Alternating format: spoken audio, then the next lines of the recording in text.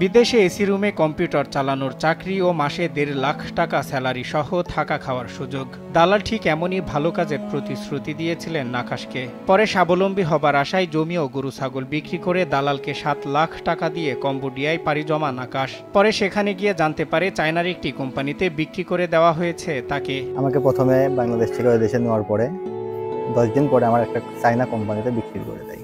এভাবে নিজের ভাগ্যের চাকা ঘোরাতে গিয়ে দালালের খপ্পরে পড়ে নিঃস্ব হওয়ার কথা জানান ঝিনাইদহের শোলকুপা উপজেলার তরুণ আকাশ। ভালো কাজ দেওয়ার প্রতিশ্রুতি থাকলেও চায়নায় একটি কোম্পানিতে বিক্রি করে দেওয়া হয় তাকে। পরে জেল খেটে নিঃস্ব হয়ে বাড়ি ফিরেছেন আকাশ। ওখান থেকে আমি বেঁচে ফিরবো এই আশা আমার ছিল না, কারণ ওখানে আমার পুরাটাই বিক্রি করে দিছে।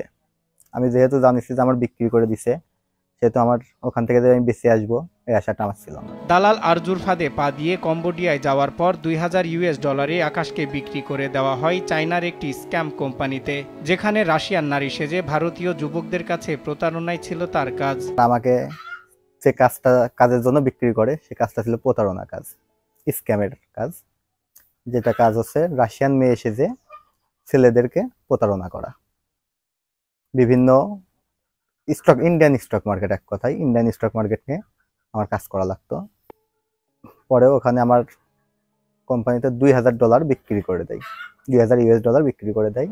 কয়েক মাস কাজ করার পর হঠাৎ সেই কোম্পানিতে অভিযান চালায় কম্বোডিয়া প্রশাসন। পরে আকাশ সহ সেখানে কর্মরত সকলকে গ্রেপ্তার করে পুলিশ। পরে আকাশের পরিবারকে জানালে বাড়িতে নেমে আসে দুশ্চিন্তার ছায়া। পরে কম্বোডিয়া পুলিশ জানায় প্লেনের টিকিট কাটলেই ছেড়ে দেওয়া হবে তাকে। পরে টিকিট কেটে 16 দিন পর ছাড়া পান আকাশ। এরপর দেশে ফেরেন তিনি।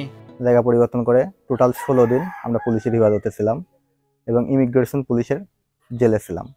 জেলে থাকার পরে বলে 14 দিন পরে বলে যে তোমরা বাড়ি থেকে টাকা নিয়ে প্লেনের টিকিট কাটো। দালাল আরজু ইসলাম মির্জাপুর গ্রামের সোমা মৌলবীর ছেলে। বর্তমানে তার কাছে থেকে টাকা ফেরত চান আকাশ ও তার পরিবার। তা না হলে আইনের আশ্রয় নেওয়ার কথা জানান তারা। আমরা টাকা চাওয়ার পরে ও দলীয় মেলা হুমকি দেখাইছে, কত কিসির টাকা দেবো, হ্যাঁ মেলা হুমকি টুমকি দিয়ে ও কাছে টাকা নেয় কিটা দেখবো না রে। আমার কাছে টাকা কেউ নিতে পারে? টাকা কি সস্তা? আমরা যে টাকা দিছি সে টাকাগুলো আমার ফেরত দিক। সে টাকা যদি ফেরত দেয় কোনো ঝামেলা কিছুর মধ্যে আমরা নেই। আর টাকা যদি ও তো টাকা দিবি না বুঝলে আমার মেলা হুমকি দেখাচ্ছে যে টাকা আমরা দেবো না। মেলা দলীয় ভাবে ইমি দেখাচ্ছে আমারে। টাকা যদি আপোষে দিয়ে দেয় আমরা কোনো আইনের আশ্রয় মারা কিছু আর আমরা যাব না। শান্তি সৃষ্টি ভাবে বাড়ি কলের লোক, কোনো অশান্তি আমরা চাচ্ছি না।